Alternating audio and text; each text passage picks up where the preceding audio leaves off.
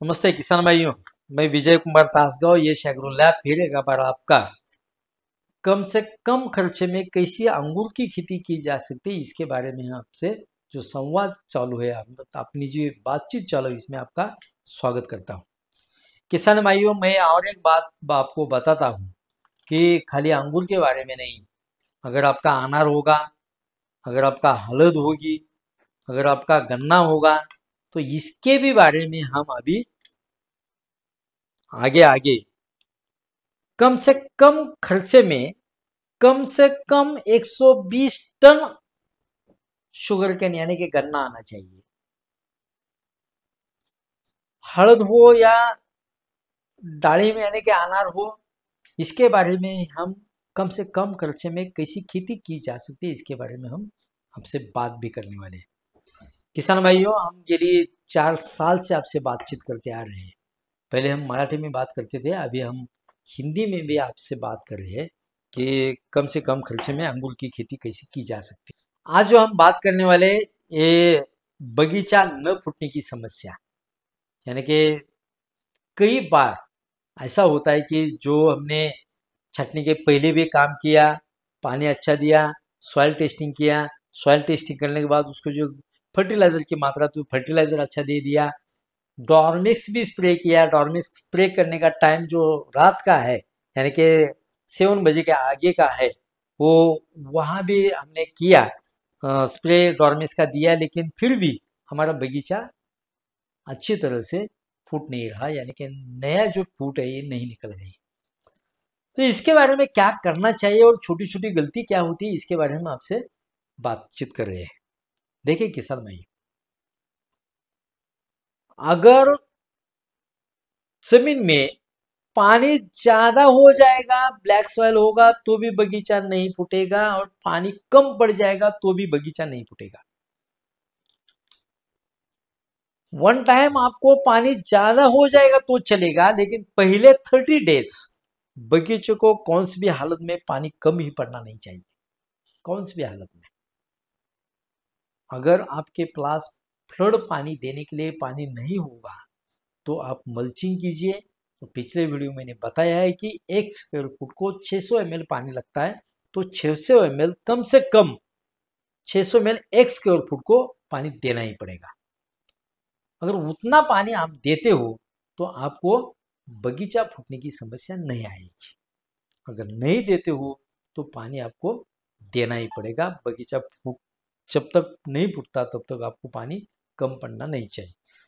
दूसरी बात ऐसी है, कई जगह 3-4 लाइन फूटते, 2-4 लाइन कम फूटते, बाद में 3-4 लाइन अच्छी तरह से बाहर निकल आता है, हम देखते हैं। इसमें एक थोड़ा सा ऑब्जर्वेशन कीजिए आप कि उड़दी जी कीड़ है, वो उड़दी कीड़ रात को आपका जो नया जो कोम्ब निकल रहा है वो खा रहा है, नई जो फूट निकल रही है वो खा रही है। लेकिन दिन में ऐसी धूप अच्छी तरह से होने के कारण, ज्यादा होने के कारण धूप, आपको वो उड़दी दिखाई नहीं पड़ती, लेकिन उड़दी होती है।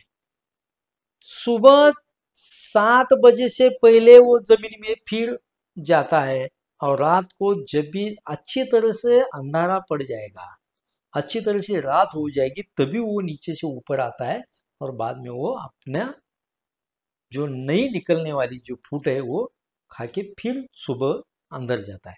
इसीलिए आपको कौन सी भी हालत में रात के 7 या 7 या 7.3 8 बजे से 8 o'clock के आगे आपको वृद्धि को स्प्रे देना पड़ेगा।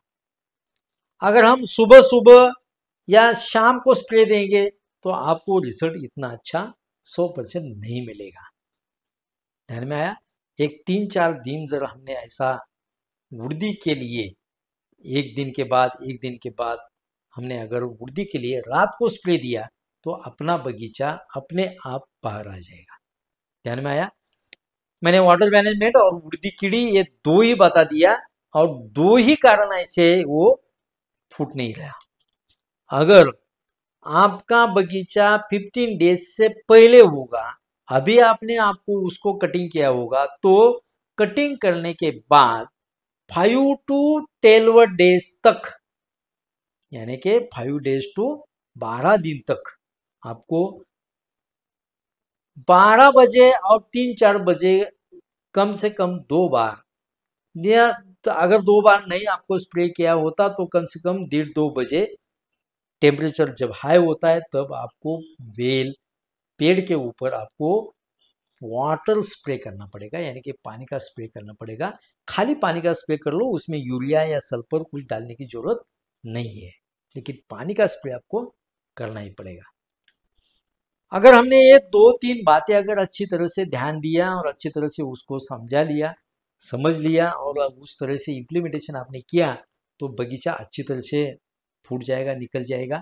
जो कुछ भी हम पेस्ट लगाते हैं वो पेस्ट लगाने का पहला दिन हमें पकड़ना चाहिए, उस हिसाब से काम करना चाहिए। किसान भाइयों, मैंने जो आपसे अभी बातचीत की, कम से कम करने खर्चे में कैसी खेती करनी पड़ती है, ये वो संवाद आपको कैसा लगा वो जरूर कमेंट बॉक्स में लीजिए, लिखिए, ज़्यादा से ज़्यादा लाइक कीजिए। और फिर एक बार विनती करता हूँ कि कम से कम खर्चे में जो हम खेती कर रहे हैं वो ज़्यादा से ज़्यादा लोगों तक शेयर कीजिए। Thank you.